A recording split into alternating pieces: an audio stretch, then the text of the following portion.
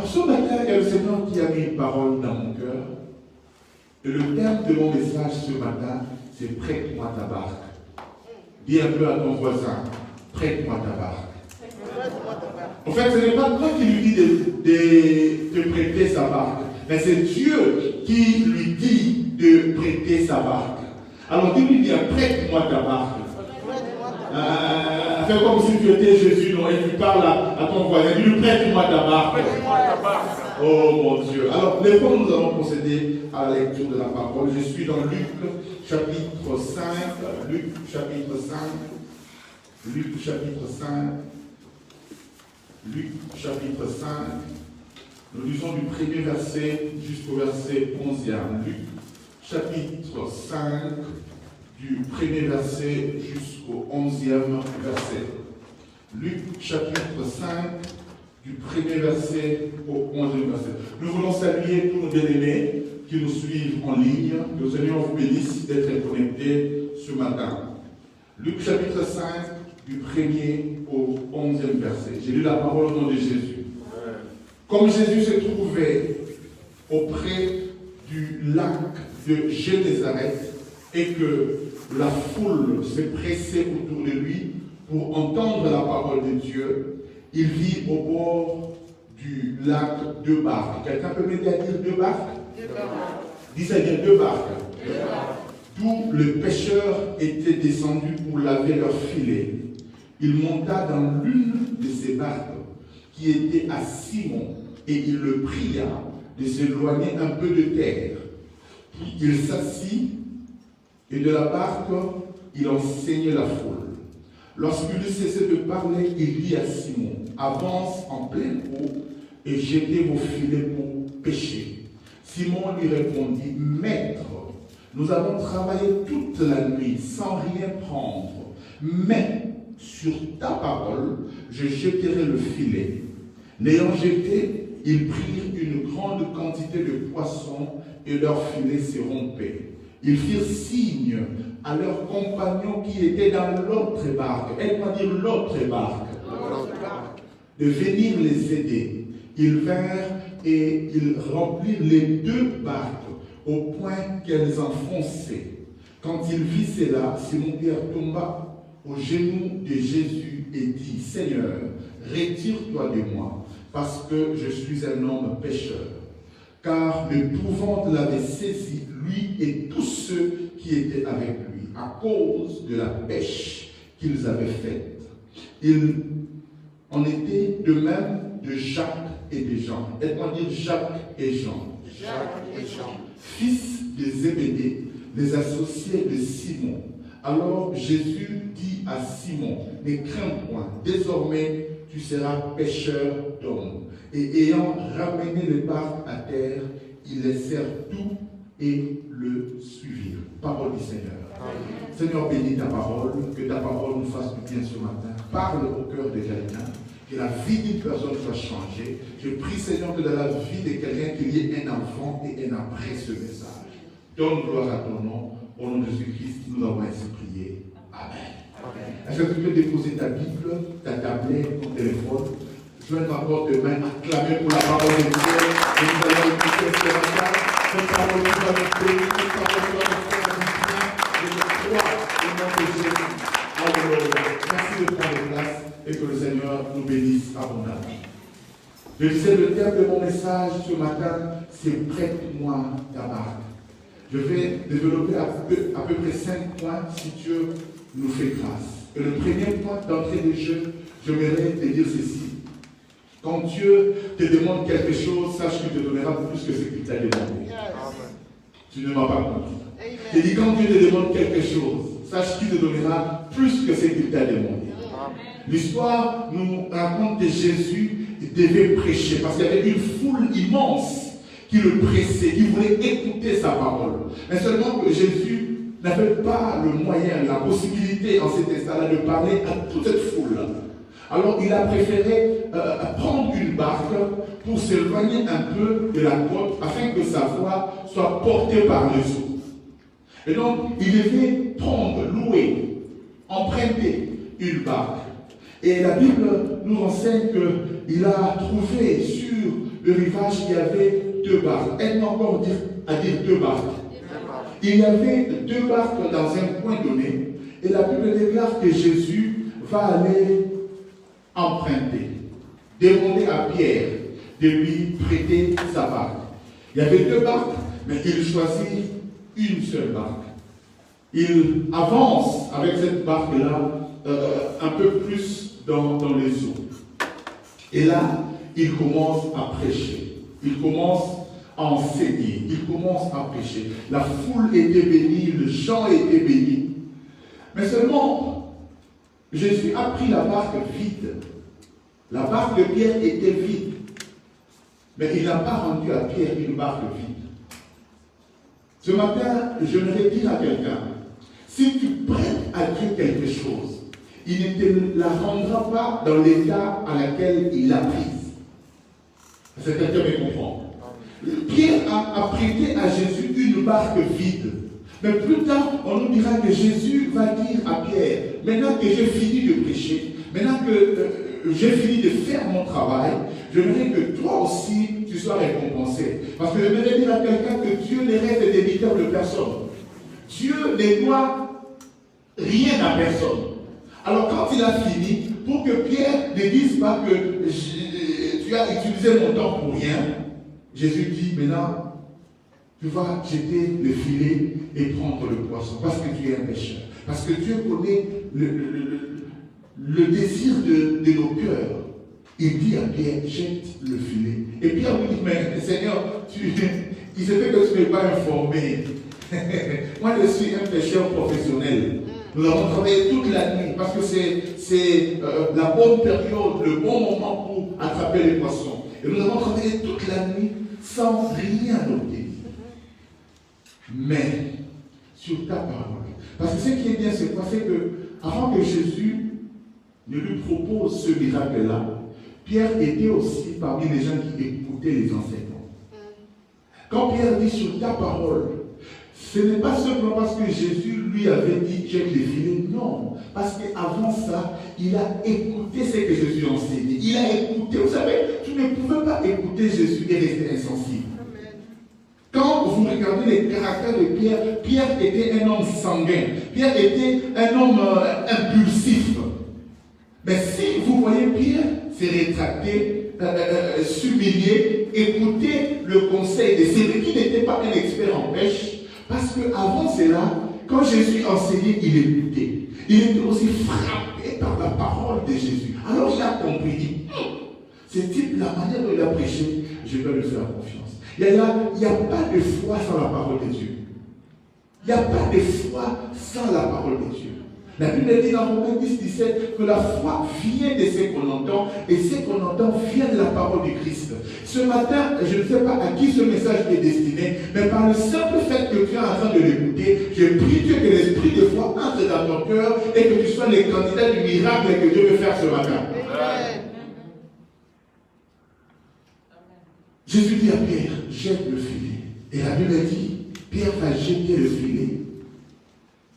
Il va commencer à attraper des poissons dans une quantité énorme. Et qu'est-ce qui va se passer?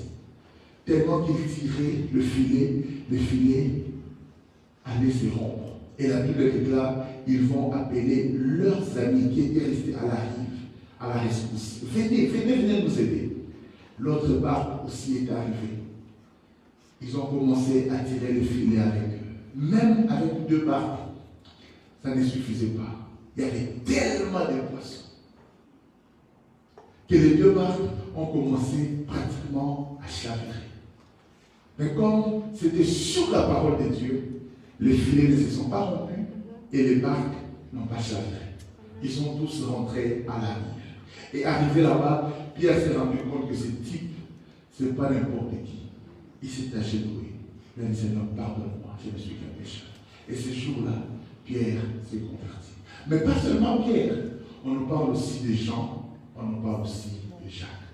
Ça, c'est l'histoire, ça, c'est le contexte. Laissez-moi maintenant développer. Le premier point, je disais, quand Dieu t'emprunte quelque chose, quand Dieu te demande de lui prêter quelque chose, j'aimerais te rassurer qu'il ne te rendra jamais la chose dans l'état ou il te l'a demandé. Bien-aimé dans le Seigneur, la première chose que Dieu te demande ce matin, la barque que Dieu te demande ce matin, c'est d'abord ta vie. Dieu dit, prête-moi ta vie. Prête-moi ta vie. Je vais dire à quelqu'un, si tu peux prêter à Dieu tes quelques années de vie sur terre, il est capable de te donner l'éternité dans la félicité.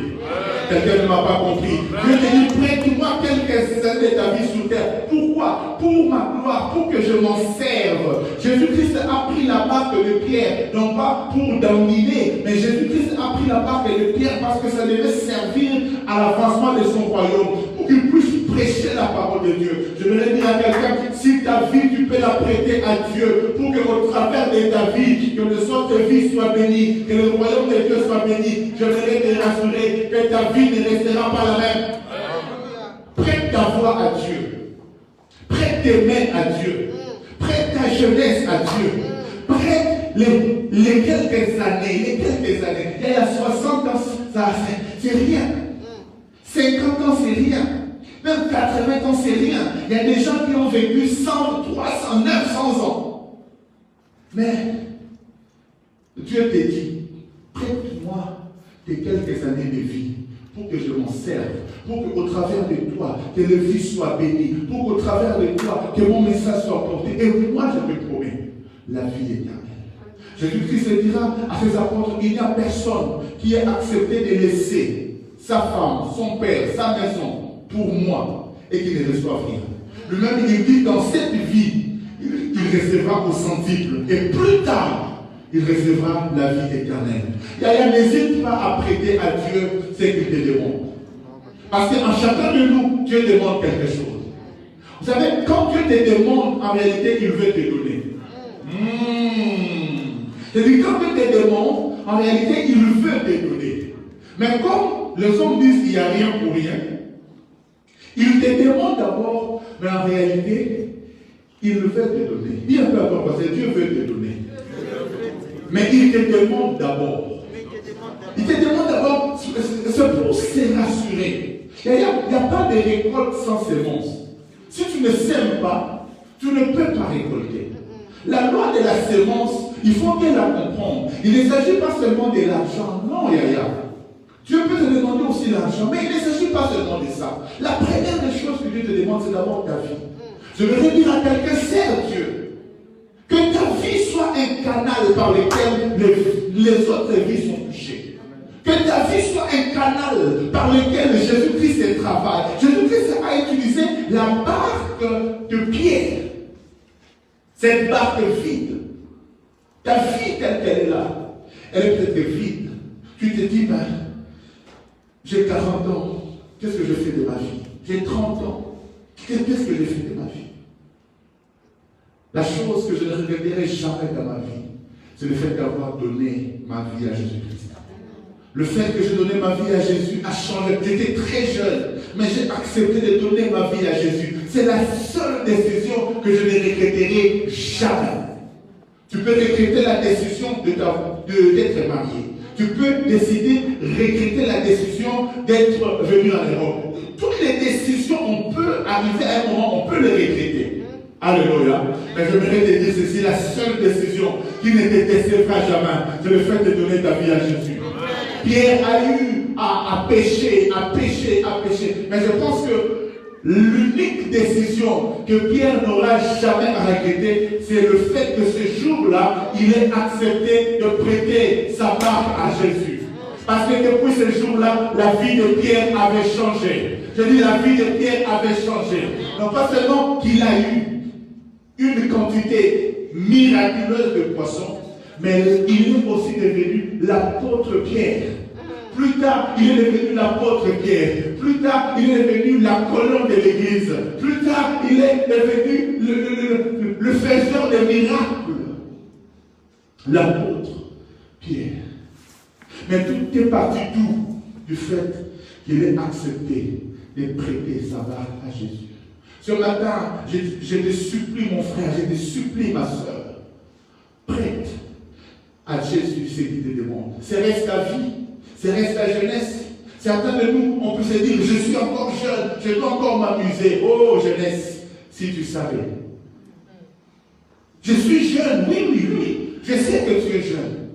Mais qu'est-ce qui te rassure que tu deviendras vieux? Vous savez, on n'a aucune certitude sur le nombre des années de notre vie. Alléluia. Il y a des jeunes forts, il y a des jeunes pleins de vie qui meurent. Il y a des jeunes talentueux qui meurent. J'ai regardé encore un reportage hier ou avant-hier. Un homme célèbre du nom de Bob Marley. Il est mort à 33 ans. Si je ne m'abuse pas. Et même notre Seigneur Jésus, il n'est pas mort à 70 ans. Il est mort à 33 ans. Et si déjà tu as atteint 50 ans, il faut bénir le Seigneur. Oh, dis un amen bien. On n'a aucune certitude. Voilà pourquoi, si tu écoutes ce message, tu ne connais pas l'avenir. Mais Jésus peut garantir ton avenir. Jésus peut garantir ton éternité. Voilà pourquoi ce matin, il te dit, prête-moi ta barque. Ta barque, il s'agit de ta vie. Ta barque, il s'agit de ta jeunesse. Ta barque, il s'agit de ton intelligence. Ta barque, il s'agit de tes talents, de tes capacités. Ta barque, il s'agit de ce que tu as de plus précieux. Parce que pour Pierre, sa barque, c'était quelque chose de précieux. C'était l'instrument par lequel il gagnait sa vie, il nourrissait sa famille. Dieu ne te demandera jamais de miettes. Dieu te demandera toujours ce qui t'écoute. Alléluia. Dieu te demandera toujours ce qui... Mais pourquoi il te demande ce qui t'écoute? Parce que lui aussi, il veut te donner ce qui est le plus précieux.